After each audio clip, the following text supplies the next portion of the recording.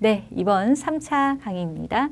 이번에는 그 가족법인 만들어서 빌딩이나 뭐 이런 부동산 취득해서 부동산 임대업을 법인으로 해라라고 하는 이제 각종 조언들이 있죠. 이제 그와 관련해서 자, 그렇게 법인을 만들어서 법인이 부동산 임대업을 하게 되면 법인세법에서는 어떻게 또 취급을 하는지를 한번 살펴보고자 합니다. 네, 일단 그 부동산 임대업을 주업으로 하는 경우에 첫 번째 성실신고 확인 대상자가 돼요. 그러니까 일단 또 성실신고 확인 제도를 먼저 좀 설명을 드려야 되겠네요. 성실신고 확인 제도는 처음에 소득세법에 먼저 들어왔어요. 개인 사업자들에게 먼저 적용되던 제도예요. 뭐냐면 자, 수익 금액이 일정 금액 이상이면 소득세 신고를 바로 하지 말고 소득세 신고하기 전에 세무사나 이런 세무 전문가들이 먼저 좀 점검을 해라. 예, 제대로 그 사업과 관련된 비용 지출만 들어간 게 맞는지, 사업과 관련된 차입금만 포함돼서 그 이자만 포함된 게 맞는지, 그다음에 실제 근무하지 않는 가족이나 이런 특수관계자들에 대한 인건비가 가공으로 처리된 건 없는지 이런 걸 좀 꼼꼼하게 봐라. 그러고 세금 신고를 해라라고 하는 그런 내용이에요.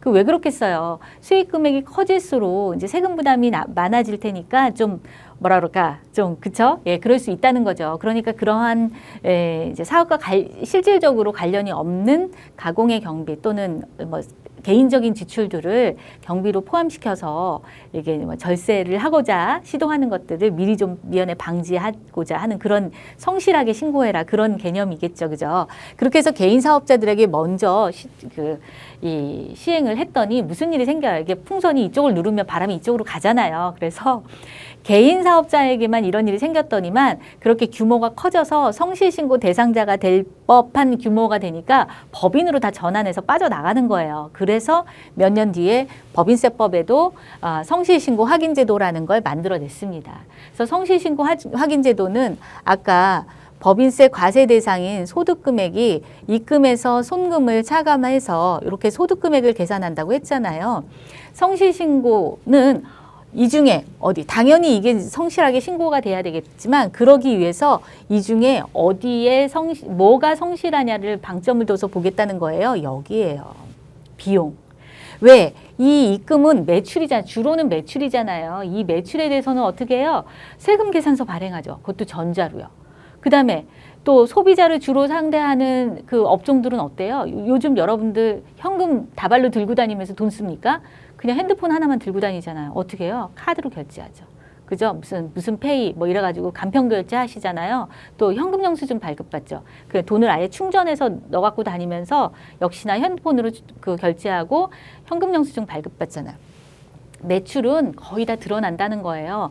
그러니까 매출이 다 드러나는 상태에서 어떻게 해야 소득 금액이 적게 나오겠어요? 어떻게 해야? 여기다가 최대한 많은 송금을 밀어 넣어야 여기가 작아질 거 아니겠습니까? 그런 시도를 할 수도 있다라고 보는 거죠. 그러니 저기 세무 전문가들아 미리 여기를 좀 꼼꼼하게 살펴서 그죠? 확인하고 세금 신고를 할 수 있도록 도와줘라 그런 의미인 겁니다. 성실신고 확인 제도라는 것이 보시면 자, 법인 중에서는요, 모든 법인 아니고요. 여기에 해당하는 법인.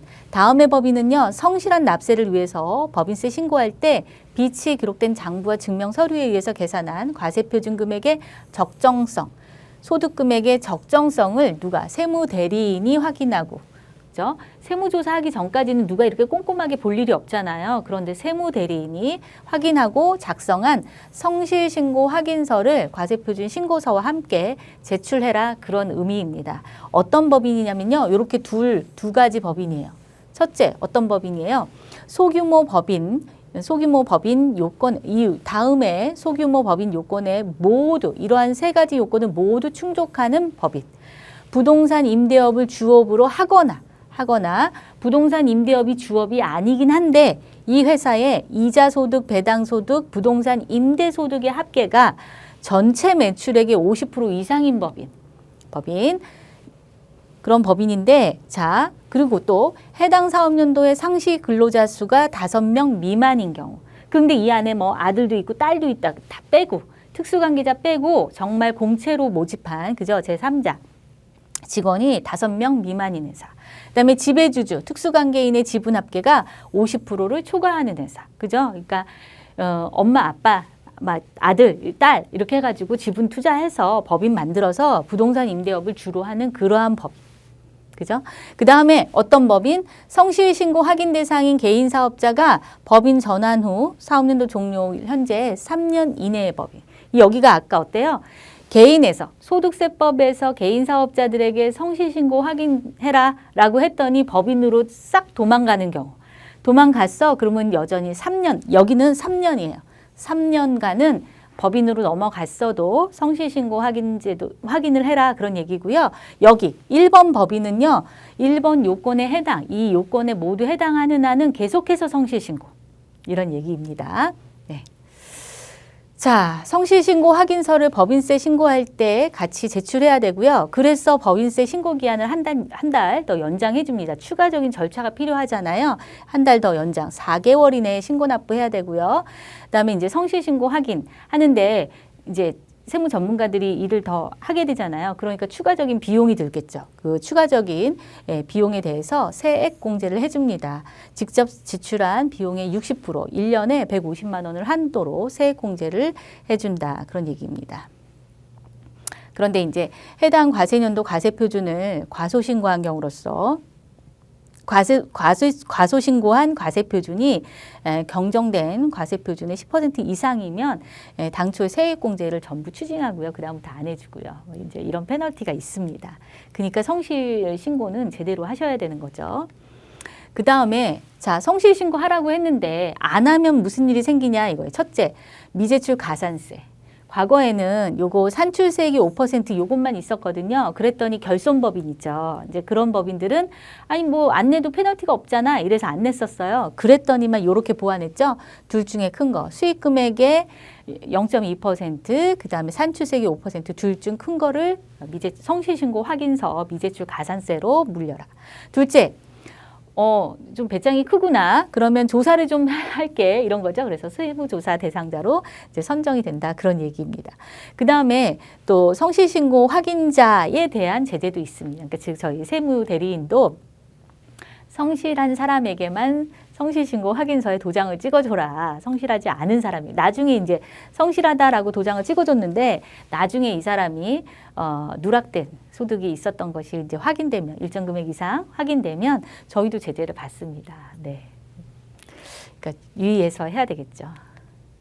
자, 그 다음에 또 업무용 승용차 관련 비용 송금 불산입 특례 규정이 있습니다. 이제 이것도 보시면 이 업무용 승용차 관련 비용 자체가 이 송금 불산입 특례 요 규정 자체가 업무와 관련 없는 비용 지출은 법인에서 송금으로 인정하지 않겠다. 그런 취지와 이제 맞아 떨어지는 거잖아요. 그래서 여기서 기왕에 나온 김에 일반 법인이라면부터 먼저 좀 보실게요. 일반적인 규정. 자, 업무용 승용차 관련 비용이라 함은 뭐예요? 차에 대한 감가상각비. 그 다음에 차가 굴러가는데 여러 가지 비용들 있죠? 기름값, 보험료, 수선비, 주차, 요금, 통행료, 기타 등등. 이런 모든 그 차와 관련된 이런 비용들, 이런 것들을 전부 다 업무용 승용차 관련 비용이라고 합니다. 자, 그런데 이 관련 비용이요, 송금 불산입 된다고요. 어떻게 하면 불산입이 돼요? 업무 사용 비율을 초과하는 비용. 그죠? 예를 들어서 1년에 2만 킬로를 탔어요. 그런데 업무와 관련해서는 18,000킬로만 탔네요. 그러면 2,000킬로는 사적으로 탔다 그 얘기잖아요. 그에 관련된 비용은 송금에 불산입하겠다. 그런 내용이죠. 송금에 불산입하는 정도가 아니고요. 그 차 누가 타고 다녔니? 그 사람에게 상여 처분해서 소득세 추가로 가세해라. 그런 의미고요. 아까도 잠깐 언급했지만 임직원 전용보험, 그다음에 취득가액이 8천만 원 초과하는 경우에 녹색 번호판 부착하지 않은 경우에는 1원도 송금 산입해주지 않는다. 이제 그런 내용. 자, 업무 사용 비율은 어떻게 계산할까요? 운행 기록을 작성, 비치하는 경우에는 지금 제가 산식을 예를 든 것처럼 총 주행거리 분의 업무용 주행거리 이렇게 계산하고요. 운행 기록지를 작성하지 않았는데요. 그런 경우에는 1,500만 원 미원, 그러니까는 이거 감가상각비를 포함해서 모든 관련 비용을 전부 다 더해서 연간 1,500만 원에 미달한다 그러면 그냥 100%다 인정, 100%. 그다음에 관련 비용이 1,500만 원 초과해요. 그러면 관련 비용 분의 1,500만 원. 이렇게 계산한 금액을 얘기한다. 업무 사용 비율이라고 본다. 이런 얘기죠. 자, 그다음에 이 업무용 승용차 관련 비용 중 감가상각비 또는 그 렌트를 하거나 리스를 하는 경우에는 그 리스료, 렌트료 안에 감가상각 차량가액이 들어있는 거잖아요. 그래서 그럴 때는 감가상각비 상당액이라고 얘기하는데 얘네들은 연간 800만 원을 한도로 인정해 줍니다. 근데 이제 뭐 사업연도가 1년 미만이거나 렌트 리스 기간이 1년 미만이면 12분의 월수로 안분해야 되겠죠. 그냥 맹목적으로 800만 원이 아닙니다. 이렇게 보유기간 월수로 안분합니다. 그 다음에 또 이제 이 승용차를 처분해요. 그러면 처분 손실이 생기잖아요. 처분 손실도 마찬가지. 감가상각비와 유사하게 연간 800만 원만 인정합니다. 그래서 차량을 팔았어요. 그런데 처분 손실이 한 3천만 원 생겼어요. 처분한 애 800만 원만 송금. 그 다음에 나머지 2,200만 원은 2월 했다가 800만 원씩 이렇게 송금에 넣어준다. 이제 그런 내용이죠. 그죠? 그런데 부동산 임대업을 주업으로 하는 앞에서 봤던 그러한 법인은 자, 두 가지의 페널티가, 그러니까 좀 약간 불리한 점이 있어요. 뭐냐? 첫째, 운행 기록부를 작성하지 않고 비치하지 않는 경우 업무용 승용차 관련 비용 일반 법인은 1,500만 원 한도라고 그랬잖아요. 부동산 임대업 주업 법인은요, 500만 원. 많이 작죠. 그쵸? 그 다음에 업무용 승용차 감가상각비 상당액. 그 다음에 처분 손실 있죠. 송금 한도가 연에 얼마라고 했어? 아까 앞에서 800만 원이었잖아요. 그런데 부동산 임대업법인은 연간 절반, 400만 원. 그러니까 업무용 승용차 관련 비용이 500만 원인데 감가상각비가 400만 원이니까 기름값이며 이런 거는 100만 원밖에 인정 안 해준다 그 뜻인 거예요. 보시면 법의 취지는 이런 거죠. 부동산 이제 제조업이나 도매업 하는 이제 업종들은 어때요? 업무와 관련해서 막 지방 여기저기 출장 다니고 배달하고 이럴 일이 많죠. 뭐 미팅하러 가고. 그런데 부동산 임대업자는 그쵸. 이 건물에 있고 집주인이 막 여기저기 돌아다니고 막 차를 타고 1층 가고 2층 가고 그게 아니잖아요. 그죠? 엘리베이터 타고 계단으로 올라가서 1층, 2층 이러니까 그렇게 이게 운행할 일이 많지 않다. 사실은 이제 그런 얘기인 거죠. 그런 취지라서 요런 좀 불이익이 있다. 이런 내용입니다. 그 다음에 또 한 가지. 우리 접대비가 이름이 바뀌었어요. 기업 업무 추진비라고. 하여튼 이제 일단 일반 내용부터 먼저 보시면 개념이 접대, 교재, 그 다음에 사례금도 접대비예요. 그 밖에 어떠한 명분이든지 간에 이와 유사한 목적으로 지출한 비용으로서 내국법인이 직접 또는 간접으로 업무와 관련해서 업무와 관련 없으면 사적 경비죠. 업무와 관련 있는 자와 업무를 원활하게 진행하기 위해서 지출하는 이러한 금액을 우리가 기업 업무 추진비라고 합니다. 그런데 뭐가 좀 많아요. 이렇게 좀 법에서 원하는 게. 일단 첫 번째는 뭐냐면 한 차례 접대에 지출한 업무 추진비가 3만 원, 경조사비는 20만 원, 1회 접대비가 초과하는 경우에는 반드시 적격증빙, 아래에서 정하는 적격증빙을 수취해라. 그래야만 일단 적격한 접대비 지출액으로 보겠다. 이런 내용이고요. 적격증빙은 여러분들이 잘 아시지만 신용카드, 직구카드 등 현금 영수증, 세금계산서, 계산서, 매입자 발행 세금계산서, 매입자 발행 계산서, 그리고 또 사업자 등록을 하지 않은 그냥 일반인, 그죠? 개인에게 용역을 제공받는 경우에는 원천징수, 기타 소득 원천징수 영수증이 되겠죠. 이러한 적격증빙을 수취해야만 일단 접대비로 보겠다. 그런 내용. 그 다음에 또 그러한 접대비로 본 금액 중에서도 일정 한도를 계산해서 한도 초과 부분에 대해서는 또 송금으로 인정하지 않겠다라고 하는 거죠. 그래서 한도는 어떻게 계산하나요? 봤더니 1 더하기 2래요. 그래서 1은 뭐고 2는 뭔가? 1은 기본 한도. 그래서 기본 한도는 중소기업은 3,600만 원, 중소기업이 아니면 연간 1,200만 원. 그래서 1년이 뭐 예를 들어서 7월 1일에 회사를 처음 설립했다 그러면은 12달이 아니잖아요. 그런 경우에 사업연도 월수 안분해야 되는 거죠. 무조건 맹목적으로 1200, 3600이 아닌 거 좀 주의하시고요. 뭐 프로그램이 알아서 계산하겠지만 두 번째는 수익금액별 한도, 즉 손익계산서상의 매출액 있죠? 예, 매출액에 따라서 이렇게 비율 따라 한도를 계산해 주고요. 그 다음에 이제 다만 그 매출액 중에 특수관계인과 거래한 게 있어요. 그러면 이렇게 비율 적용해서 계산한 금액의 10%만 인정. 그렇잖아요. 특수관계자 간에 뭘 그렇게 원활하게 하려고 애쓸 일이 뭐가 있겠냐고요. 당연히 하는 거지. 이렇게 본다는 거죠. 세법에서는. 자, 일반 법인은 한도를 이렇게 계산합니다. 그런데 부동산 임대업을 주업으로 하는 경우에 기업 업무 추진비 한도는 앞에 일반 기업의 그 접대비 한도죠. 그거의 얼만큼? 절반만 인정한다. 그런 얘기입니다. 그래서 요건 다 똑같아요. 그런데 이렇게 계산한 금액의 50%만 접대비 한도로 본다.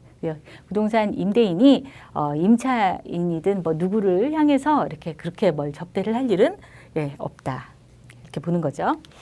오히려 사적 경비가 더 많이 이렇게 좀 포함될 여지가 있다. 이렇게 볼 수 있겠습니다. 그 다음에 요거는 이제 올해는 아니고요. 24년도에 적용될 건 아닌데 지난 연말에 25년도부터 적용될 개정세법이 이제 발표가 이제 공포가 됐어요. 그래서 이제 그 안에 보면 25년도 법인세율이 좀 개정이 됐는데요. 누구냐면 일반 법인들은 여전히 그대로 가요. 그런데 성실신고 확인 대상 소규모 법인, 아까 소규모 법인 뭐였어요? 그 성실신고 확인 대상 법인이 두 종류가 있었죠. 개인에 있었다면 성실신고 대상자인데 법인으로 전환한 경우, 현물출자나 사업인수의 방법으로 현물출자한 경우, 법인 전환한 경우, 그런 경우에는 3년만 있었고, 얘네 말고 그 성실신고 확인 대상 소규모 법인, 그죠? 부동산 임대업을 주업으로 하거나 부동산 임대업이 주업이 아닌데 이자소득, 배당소득, 부동산 임대소득이 매출액의 50%를 넘어가는, 그러면서 상시근로자 수가 5명 미만인 경우, 그 다음에 또 지배주주, 그죠? 지배주주 등이 50% 이상의 지분을 가지고 있는 경우, 이런 요건을 모두 갖춘 그러한 법인들은 성실신고 확인 대상 우리 소규모 법인이라고 했잖아요. 이러한 경우, 이런 법인들에 대해서는 법인세율을 어떻게 적용하냐면요. 아까 법인세율 기억나세요? 4구간이었어요. 그런데 3구간으로 계단이 하나 빠졌어요. 어느 계단이 빠진 걸로 보여요? 여기 9%짜리가 없어졌죠. 그래서 0에서 2억 원까지는 9%, 2억 초과 200억까지는 19%였잖아요.